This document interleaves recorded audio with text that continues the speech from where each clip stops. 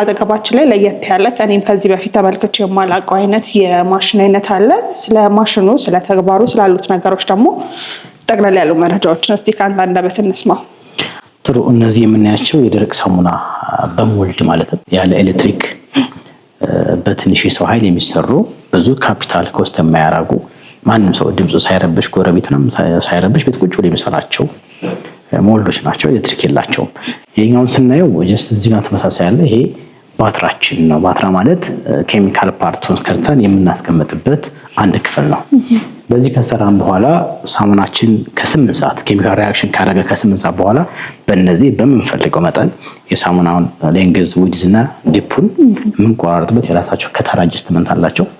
ሰዎች ከዚህ ከፍ ያለ ሳሙና ማምረት ከፈለገ 250 ግራም 180 200 እያለ እንደዚህ እያጠበበና እያሰፋ መስራት የሚችልበት ነው በእነዚህ ከተሮች ማለት ነው። ቶታሊ ስለ ቢዝነሱ ቆንጆ ነው ማለት በመቶ ሺዎች አውጥቶ መስራት የማይችል ሰው በትንሽ ሳንቲም ሊሰራበት የሚችል አይነት ሞልድ ነው ይሄኛው። በጣም ጥሩ። እንግዲህ ለየት ያለ ማሽን ነውና ዲቴል ኢንፎርሜሽን እኔም በደንብ መፈልግ ይመስለኛል። ከተመልካቾችም እንደዚህ አይነት ጥያቄዎች የሚመጡ ይመስለኛልና እንዴት ነው አጠቃቀሙ? ሰዎች እንዴት ነው የሚጠቀሙት? እንዲሁም ደግሞ የምንጠቀማቸው ማቴሪያል ወይም ደግሞ ግባቱ ራሱ ከሌላው የደረቅ ሳሙና ማምረቻ ማሽን ላይ ከምንጠቀመው ጋር ተመሳሳይ ነው ወይስ አይደለም የሚለውን ደግሞ እናንሳ። መልካም። ማሽን ላይ ከምንጠቀመው ኬሚካል የተለየ ነው። በትንሹ 50% ግባታችን ይሄ የምግብ ዘይት ወይንም ሞራ ካልሆነም ደግሞ መናሃል የፈጠረው አዲስ ኤምንዱስ የሚባል ኬሚካል አለ። ሶስቱን መሆን የሚችለው እና ከማሽኑ በተሻለ ዋጋው ዝቅ ያለ ነው። ማሽን ላይ ብንሰራ ሶፕ ቤዝ የሚባለው ኬሚካል በኬጂ ከ300 እስከ 350 ብር ስለሚሸጥ ኮስቲ ነው። ይሄኛው ግን ማኑዋሊ አንድ ፍሬ ሳሙና ለመጨረስ 3 አይነት ዋጋ ነው የሚኖረን። በምግብ ዘይት ስንሰራው ዛሬ ከረንት ላይ ምግብ ዘይት 1 ሊትር ወይም 1 ኬጂ ከ300 እስከ 350 ብር ይሸጣል አይደል? ስለዚህ የሳሙናችን 50% ዘይት ነው።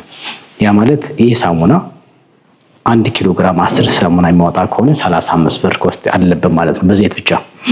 በሞራ ከሆነ 18 ብር አካባቢ ቶታሊ ከነ ኬሚካሎቹ ወደ 32 ብር ይፈጃል። በእኛ ኬሚካል እዚህ ጋር አለ ኤምሉስ የሚባል ኬሚካል። በሱ ኬሚካል የምንሰራ ከሆነ ግን አንድ ፍሬ ሳሙና 200 ግራም ሳሙና ስንሰራ በዚህ ኬሚካል ዋጋው ከ18 ብር እስከ 22 ብር ቶታሊ የሚጨርሰው። ይህ ማለት እቺን ሳሙና ለማምረት በዚህ ማሽን በእኛ ኬሚካል ተጠቅመው ሲያመርቱ 18 ብር እስከ 22 ብር ነው ኮስት የሚያደርጋቸው። ስለዚህ ሰፈር ውስጥ ወይም ቦታቸው ላይ 40 ብር ቢሸጥ ጥሩ ትርፍ አለው ማለት ነው። ነገር ግን ይሄ ከሌለ በዘይት የምንጠቀም ከሆነ የዘይት ዋጋ ከፍ ስለሚል 50% ስለምንጠቀመው ሞስት ወደ 30 ምናምን ብር ነው። አንዱ 5 ጨርሰው ሌላም ኬሚካሎች ስላሉ 50% ነው ዘይት። ሌላ 50% እነዚህ ኬሚካሎች አሉ አረፋ ንጽህና የሚሰጡን። እነሱ ሲደማመሩ አሲድና ቤዝ የሚባሉ የሚገቡ ኬሚካሎች አሉ። እነሱ ሲደማመሩ ወደ 42 ብር ይፈጃል። አጠቃላይ 42 32 እና 22 ብር ብለን መክፈል እንችላለን ዋጋቸው። 22 ብር ፈጀው ስንት ይሸጠዋል? 32 ብር ኮስት ያደረገበት ምን ያክል ገበያ ላይ አውጥቶ ይሸጠዋል? እንዲሁም 42 ብር ፈጀው ምን ያክል ይሸጣል የሚለውን ባለቤቱ ይወስናል ማለት ነው። በጣም ጥሩ። ምናልባት ይህንን ሰዎች ሲጠቀሙ በሞልድ ሲሆን ስልጠና ያስፈልገዋል ወይ? ሰዎች እንዴት ነው መገልገል የሚችሉት? እሱን ብናነሳ 3 ቀን ስልጠና አላቸው። ይሄኛው ምክንያቱም ዘይት ወይም ሞራ ስንጠቀም ሚኒመም 3 ቀን ስልጠና ግዴታ ነው ያለው፣ መሸራረፍ ማንችልበት። ምክንያቱም ማኑዋሉ ኦፕሬት ማድረጉ ቀላል ነው የአንድ ቀን ስልጠና ነው። ነገር ግን ኬሚካሉ ስለማይደቅ እንደ ማሽነሪው የራሱ ሂተር ስለማይኖረን ማቀዝቀዣ ስለማይኖረን 3 ቀን ስልጠና አላቸው። አሰራሩ ይማራሉ በሚገባ ተግባር 3 ቀን ልምምድ፣ እንዲሁም ሌሎችም በራሳችን አፕሊኬሽን ቲዎሪ ክፍሉን ይማራሉ ማለት ነው። በጣም ጥሩ። እዚህ ጋር እንግዲህ የተለያየ አይነት የሞልድ እንዲሁም ደግሞ የማህተም መስሪያ ወይንም ደግሞ የሰዎችን ሎጎ የምናትምበት እየታየኝ ነው እና ያለው። እስቲ ስለነሱ ደግሞ የተወሰነ ማብራሪያ ስጠኝ። አንድ ላይ ነው የሚሸጡት ወይንስ ደግሞ ለየብቻ ነው ሰዎች ማዘዝ የሚችሉት የሚለውን በተወሰነ መልኩ እስቲ እናንሳ። ጥሩ። ይሄኛው ሞልድ ስንሰራ 2 አይነት መንገድ ነው የምንጠቀመው። የመጀመሪያው ሰው ሞልዱንና ስልጠናውን ብቻ ፈልጎ ከመጣ 3 ቀን ስልጠና ተግባር ለመምር ሲደመር ሞልዱ በ50 ሺህ ብር እናቀርብላቸው። which means ማህተም አይኖረውም፣ ይሄ ኬሚካል አይኖረውም። ሰው ቅድም እንዳልኩ 2 ኦፕሽን አላቸው ከኛ ኬሚካሎች በዘይትና በሞራ መስራት ስለሚችል። ለምሳሌ ሞራ አክሰስ ያለው ሰው፣ ዘይት ፋብሪካ ያለው ሰው የኛን ኬሚካል ሊገዛ አይገደድም። ለነዛ ኦፕሽን ላላቸው ሰዎች ይሄኛው ተዘጋጅቷል። በ50 ሺህ ብር ስልጠናውና ሞልዱ አጠቃቀሙ ከነባትራው ከነከተሩ ይሰጣቸዋል። ነገር ግን ዘይት ይወደድብኛል፣ ሞራም ውድ ነው አልችልም ካለ ፓኬጅ ነው። ፓኬጅ 100 ሺህ ብር ነው። 100 ሺህ ብር ላይ ግን ይሄ ሞልድ ከነከተሩ ከነባትራው ሲደመር እነዚህ የምታያቸው ማህተሞች እዚህ ጋር ቦስ የሚላለ አሰላለ ሀሴት ሱፐር እና የሚባሉ አሉ። እንደ ሰውየው ፍላጎት እዚህ ሳሙና ላይ ብናያቸውም ስማቸውን ይሄ አሰላ የሚባል አንድ ክላይንታችን ነው አሰላ ብሎ ነው ያሰራው። እነዚህ ማህተሞች አብረው ይሰጣሉ። አንድ የፈለገውን ስም ይታተምለታል። ስለዚህ አብሮ ሲሰጥ ፓኬጅ ነው። ፓኬጁን ያካትታል ማህተም፣ ሞልዱን በአጠቃላይ እንዲሁም ይሄ ኬሚካል 45 ኪሎ ዘይትን የሚተካ ወይንም በአንድ ጊዜ ከ450 እንደዚህ አይነት ሳሙና ከ450 እስከ 500 ፍሬ ሊያወጣ የሚችል ኬሚካል በነፃ ይሰጣቸዋል። ይሄ ግን ፓኬጅ ላይ የሚጠቀመው ከወሰዱ በኋላ በቋሚነት ይሄን ኬሚካል በ125 ብር ከኛ ይገዛሉ። መጀመሪያ 45 ኪሎ ነፃ ነው የሚሰጣቸው ፓኬጅ ላይ ተጠቃሚ ስለሆኑ ብቻ። ሞልድ የገዛ ሰው ግን ፓኬጅ ካልተመዘገበ ሊያገኝ አይችልም። በጣም ጥሩ። ስለዚህ በቋሚነትም ሰዎች ሲያልቅባቸው ከእናንተ በ125 ብር ኪሎ እያገኙ ይሄዳሉ ማለት ነው። ዛሬ ላይ ባለው መሸጫ ዋጋ አሁን እንግዲህ ኬሚካል ፋይፍቲ ያደርጋል። አብዛኛው ግን የኛ ግዙ ስለሚመረት ከ3 ወር ወይም ከ6 ወር ቀድሞ ዋጋ አንጨምርም። እስከዛ ባለው ሲናሪዮ ግን 1 ኪሎ 125 ብር ሂሳብ በበልኪ አንሸጥም። በዚህ በሸጥለት ባትራ መጠን ነው ሰው 11000 ኪሎ ስላዝ አንሸጥም። እኛ ጋር ፓኬጅ ተጠቃሚ ቢው ሊሸጠው ስለሚችል ስለምናስብ ይሄን የወሰደው በአንድ ጊዜ 105 ፍሬ ነው ባትራው የሚያወጣው። በቀን 3 ጊዜ እንኳን ቢሰራ 315 ሳሙናዎችን በቀን ያመርታል ብለን እናስባለን። ሰውየው ለአንድ ወር ቢገዛ 315 ሲባዛ በ30 ቀን አድርገን ነው ኬሚካል የምንሰጠው እንጂ 125 ብር ዋጋው ቺፕ ስለሆነ በየትኛውም ቦታ አንሸጠውም። ስቲል መርካቶ ሱቅ ላይ የለንም፣ ሰፈራ የለም፣ እዚሁ ብቻ ነው የምንሸጠው። ማሽን ሞልዱ አግሪመንት ስላለው በዛ በዳታ መሰረት ነው ሽያጭ የሚቀርብለት። በጣም ጥሩ። ስለዚህ ከእናንተ ውጪ ሰዎች የትም ሊያገኙት አይችሉም። ይሄን ኬሚካል ሞልዱ ይገኛል፣ የትም ቦታ አለ። ይሄ ግን የለም። በጣም ጥሩ። ምናልባት ሰዎች ይሄንን ኬሚካል በመጠቀማቸው ምን ያተርፋል? የመጀመሪያ ኮስታቸው በጣም ተመጣጣኝ ይሆናል። ንጽጽር ብናይ በእኛ ሲሰሩችን ሳሙና 18 ብር 20 ብር ነው የሚጨርስባቸው። ለምን የሳሙናችን 50% ይሄ ነው። 50% ማለት 1 ኪሎ ብንጠቀም 1 ኪሎ 125 ብር ገዝተን 5 ሳሙናዎች ብናወጣ ብቻ 125 ሲከፈል ለ5 እንደማድረግ ነውና ዋጋው በጣም ያነሰ ነው የሚሆነው። ወደ 20 ብር 22 ብር ነው የሚሆነው። ይሄ ከሌለ ግን ዘይት ነው አማራጩ። የምግብ ዘይት ደግሞ እንደምናውቀው ነው አሁን ዋጋው ከፍ ይላል። ስለዚህ የመጀመሪያ የሚያገኙት ዋጋቸው በጣም ቺፕ የሆነ ዋጋ ያመርታሉ። ስለዚህ የትኛውም ቦታ ገብተው መሸጥ ይችላሉ። ሁለተኛው በዘይት ስንሰራው አንድ ሳሙና ለመድረቅ ወደ ገበያ ለመውጣት ረጅም ጊዜ ይፈልጋል። ይሄ ግን ኦልሞስት የደረቀ ነው። መጀመሪያ ጄል ነው አይደል? የምግብ ዘይት ስናይ ሊኩዊድ ነው። እሱ ወደ ለመድረቅ የሚፈልገው 8 ቀን ከፈለገ፣ ይሄ ግን በግማሽ ቀንሶ 4 ቀን አካባቢ። አሁን ይሄ ትላንት ተማሪዎች የተለማመዱበት ነው። ስለዚህ በአንድ ቀን እዚህ ያክል ደርቋል ማለት ነው። ሁለት ነገር ያተርፋሉ። የማምረቻ ጊዜያቸው ሚኒማይዝ ያደርጋል። ደርቆ ለገበያ መሸጫ ጊዜያቸው ያንሳል፣ ዋጋቸው ይቀንሳል ማለት ነው። በጣም ጥሩ። እንግዲህ ስለ ኬሚካሉ ይሄን ያህል ካነሳን እንግዲህ ከኬሚካል ሲለያይ ምናልባት የሳሙናው ኳሊቲ ላይ የሚያመጣው ለውጥ ይኖራሉ የሚለው ጥያቄም ደግሞ ሌላኛው የሚነሳ ይመስለኛልና ስለ ኳሊቲው እናንሳ። በዚህ የሚመረተው የሳሙና አይነት ምን ያህል ጥራት አለው ተብሎ ይታሰባል? ያው ጥራቱ ደግሞ የሚወሰነው በሚያወጣው የፎም ብዛት ስለሆነ እስቲ ከሱ አንፃር አድርገህ ብታነሳለህ። አሁን እዚህ ጋር 2 ኬሚካሎች አሉ ፊት ለፊታችን። አሲድ እና ቤዝ አሉን። ዘይቱ በቃ ይሄኛ ኬሚካል ዘይትን ብቻ ነው የሚተካው። ዘይት አረፋ አይሰጥም፣ ንጽህናም የለውም። ስለዚህ ሳሙናችን ደርቆ ፋቱን አስወግዶ ኮስቲክ ሶዳው እንዲደርቅና በዚህ መልክ እንዲወጣልን ማድረግ ብቻ ነው የሱ ስራ። ንጽህናና አረፋ የሚሰጡ ሌሎች ፎም ኤጀንትና አክቲቭ ማተር ኬሚካሎች አሉ።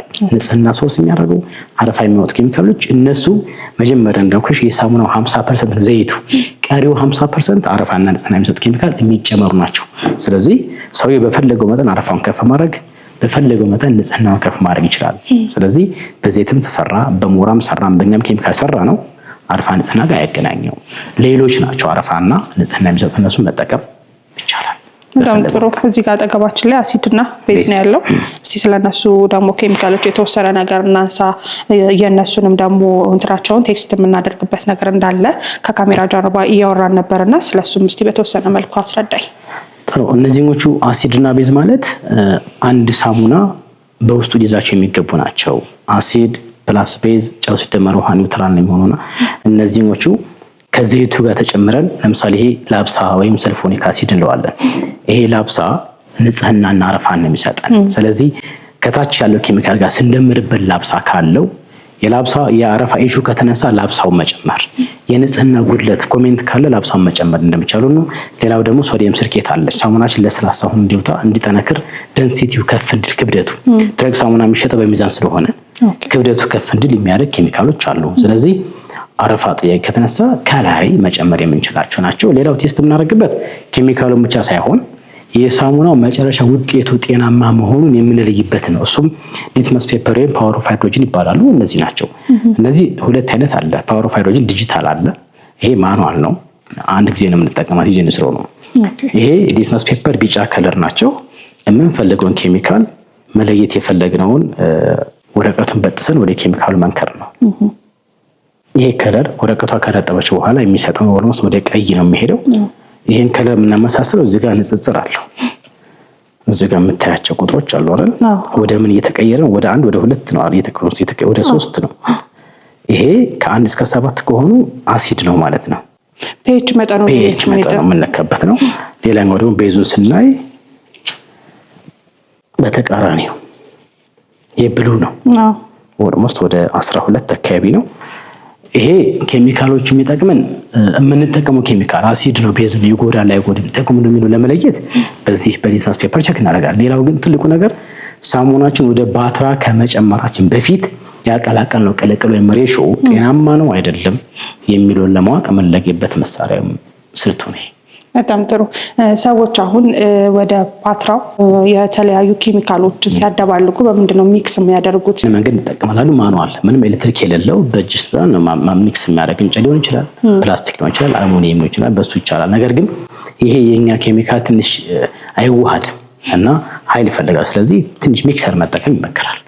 ትንሿ ሚክሰር አለች ባለ 1 ባለ 2 እሱን በሚክሰር በደንብ መቀላቀል አለበት። ፕላስ ደግሞ ዘይት ከውሃ ጋር ስለምናቀላቅል በደንብ ሚክስ መደረግ አለበት። ሚክሰር ነው የምንጠቀመው። በጣም ጥሩ። ምን አይነት ሰዎች ቢሰሩት የተሻለ ነው ተብሎ ይታሰባል ይሄንን ስራ? ይሄንን በተለይ ደግሞ በሞልድ የሚሰራው ይሄም አንዱ ሁለት ሰዎች ይሰሩታል። የመጀመሪያው የማሽን መግዛት አቅም ያለው ነገር ግን በዚህ ሞክሬ ጥሩ ከሆነ ወደ ማሽን ሽፍት አደርጋለሁ የሚል በሚሊየን ከማጣት በፊት በ100 ሺህ በ50 ሺህ ሞክሮት ወደዛ ሽፍት ማድረግ የሚፈልግ ሰው መሞከርና መስራት ከዛ ወደዛ ሽፍት ማድረግ ይችላል።